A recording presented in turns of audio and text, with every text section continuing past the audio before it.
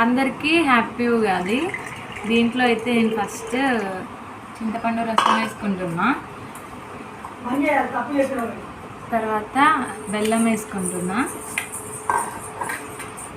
కొంచెం కొబ్బరి ముక్కలు,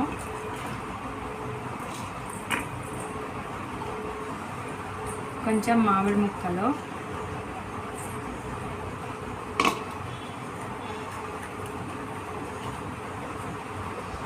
కొంచెం ఉప్పు,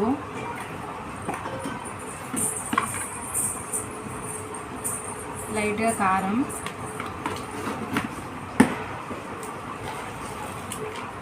వీటిని మా సైడ్ పుట్నాల పప్పు అంటారు, మీ సైడ్ ఏమంటారో నాకైతే తెలియదు.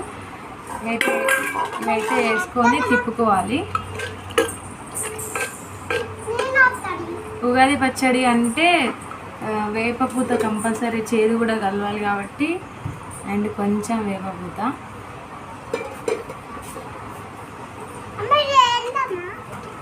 ఏది అదే ఏం లేదు.